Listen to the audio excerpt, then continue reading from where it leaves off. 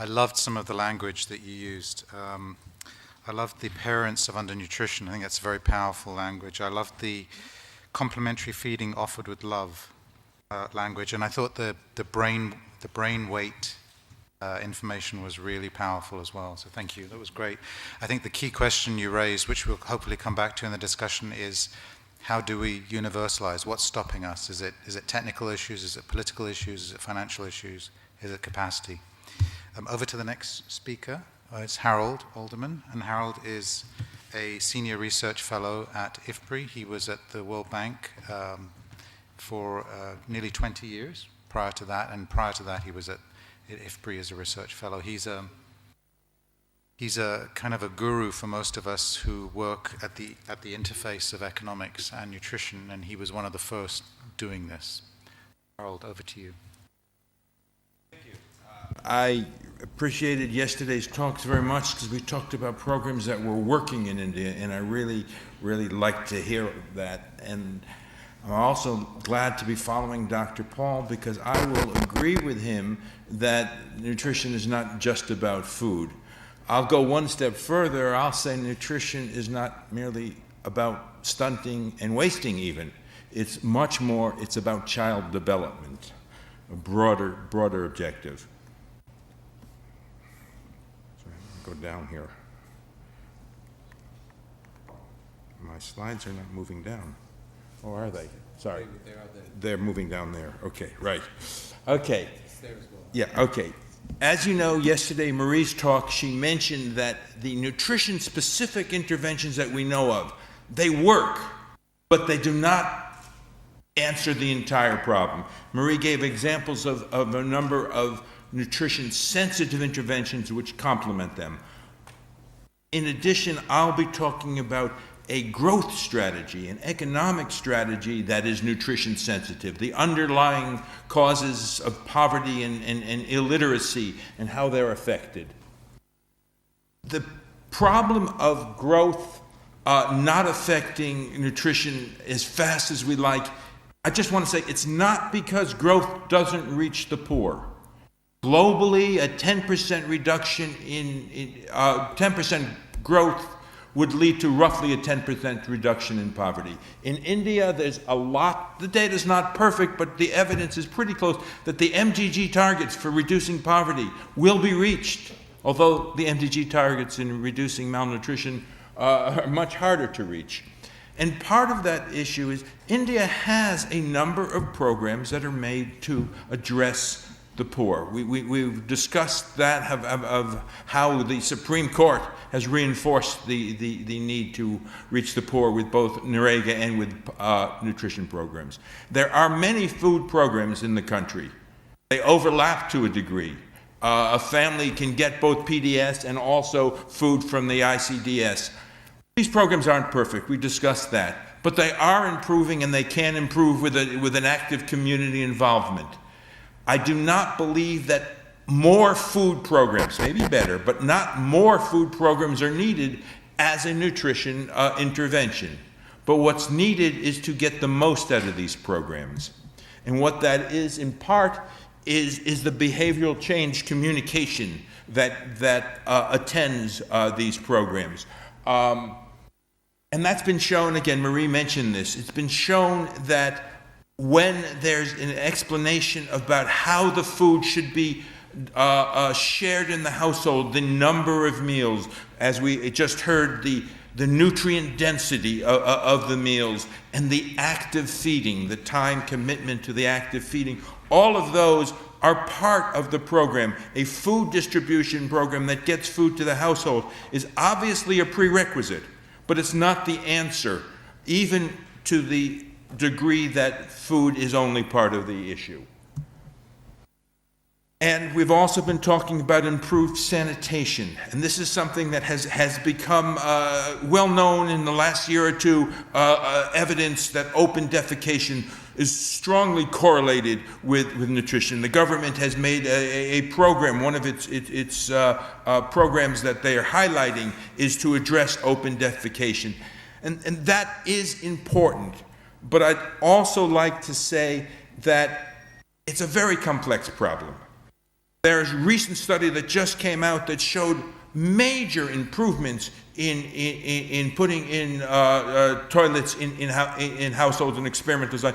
And the treatment group did no better at all, maybe slightly worse on the cases of diarrheas of the children. Because not only is there open defecation of people, there's open defecation of chickens. And putting latrines in, not going to address that. The sanitation environment of the community is a broader question. And as Dr. Paul has already mentioned, there are other approaches that complement. Better water supply is one. The availability of ORS and zinc as a therapeutic zinc to address the consequences of diarrhea are a very important part of an entire strategy. And of course, income growth doesn't guarantee improved water, doesn't guarantee improved sanitation environment of the entire community. Again, one reason why the strategy is broader than even a poverty reduction strategy. Education. We all believe, at least I think we do, that an educated mother will be better at addressing the needs of the child. I was a little disappointed to find in a study I've just done, almost 100,000 children globally looking at the nutritional status of the child and the education of the mother, and found that education, 4 or 5 years of education, does not improve the nutrition of the children. Now this study, that was a global study. I broke it down. I looked at India, same issue.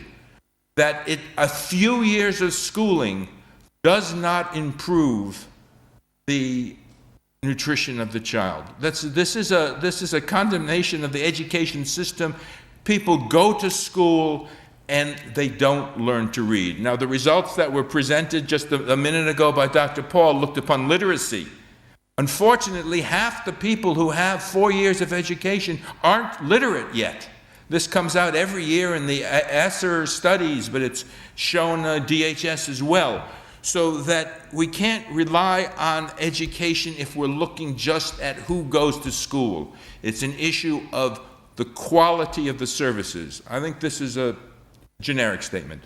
Who goes to the ICDS, who goes to the clinic, who goes to the school. It's a matter of the quality of the service and not just the attendance, which is, of course, the easiest thing to measure, but it's not the end of the story by any means. I also want to point out that, and this goes to a theme I've already mentioned, that what are we looking for by improving nutrition? We clearly want to reduce child mortality. And globally, as well as in India specifically, the rates of reduction in child mortality, it's been very favorable and it's been accelerating. There's been a lot of progress on the improvement of child mortality. But that's not the end of the story. Part of that improvement comes about just better treatment of severe acute malnutrition, which in the last 10 years, last 15 years, to be able to do that better, there was talk yesterday about bringing people to the recovery centers, but it's now done in the community and often quite effectively. And that will save the data there somewhere around 1 million lives annually. However, the survivors still need better nutrition, and not just to be taller children, but again, as I've mentioned, for the entire development of the children. And a little bit of a digression, but I think you've heard the arguments about the Asian Enigma. It's been pointed out that all throughout South Asia, the malnutrition rates are fairly high, yet the mortality rates are lower than they are, for example, in Africa. So people say, oh, maybe we're using the wrong standards for measuring. First of all, I'd like to point out that if you use mortality rates as your standard, the mortality rate in India is twice as high as Vietnam, the same GNP. You're not talking about adjusting your GNP downward because your mortality rates don't match. So that standard is a little strange. But moreover, the question of how many people are stunted is not really the right question. The question is how many children reach their full potential. And even comparing among other Indians, so you're not worried about the global standards, the smaller children have a higher risk of dying young. And that's proven over and over again.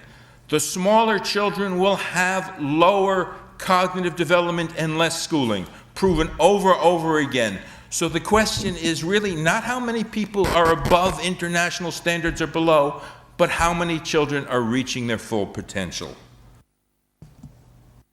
So that goes to the issue of the relationship of cognitive development. And there is a very strong relationship between malnutrition and cognitive development, and it's a programmatic issue as well. Part of the issue, the same mother-child interaction that improves the child's nutrition also helps with the child's cognitive development. And so we're looking for, ICDS is trying, at least since the reorganization in October 2012, trying to get synergies of program. How far can we go on that? It's still not clear. For one thing, the interventions, some of the interventions for nutrition and for cognitive development are at the same age. And I want to say one of them addressing maternal depression. I'm going to go to one of my 5 minutes left digression on this. There are studies have been shown in India that if you can bring the community together, you can address maternal depression. That will improve nutrition. That will improve the cognitive development, and it will influence the woman's life itself. It's the woman not as a vehicle for her child, the woman as an individual. Her life is improved by this program. And these are done in part by community interventions. So that's part of my digression. We've talked a bit about community programs. We said yesterday how in Maharashtra, one of the reasons why Maharashtra did so well is there wasn't turnover at the top. That's not the norm for India. There's turnover at the top, and you get a good champion for nutrition or for child development, he or she leaves. The community doesn't turn over. If you get the community involved, they will be there. We also talked about, well, there's silos between this ministry and that ministry. At the community level, there are various divisions, caste and family feuds and whatever, but they don't break down by ministries. The community works across the ministry. So the role of community development to address these two problems that we talked about is important. So that's my digression that came about talking about maternal depression. But anyhow, the programs that we talk about for nutrition, the first 1,000 days, child development, the programs we have best for child development, preschool, it's a little earlier. Home stimulation is very expensive. It can be done, but it has to be targeted to children at great risk because of the cost. So we have a gap. We have the 1,000 days and we have preschool. What you really want, we always talk about holistic, you want a continuation of programs that can address right through from prenatal to school age. And right now they don't have that well designed. It's a challenge. There's some states are trying to put it in, but it is a challenge. Now one of the issues I mentioned, and this goes to the issue of time, is how many messages can you convey fairly to a woman who's compressed on time and is probably not literate. And one study looking at active feeding in Andhra Pradesh found out the more messages that you give, you confuse the household, and it doesn't necessarily lead to the results you want. This is then a research challenge we have of how to get the messages delivered. But there's various ways of program synergy. One way is if you have a child stimulation and a nutrition program combining messages, the worker does the same thing. And there is one program in Pakistan which has at a pilot level shown getting the lady health visitors to also deliver messages on child stimulation seem to have worked.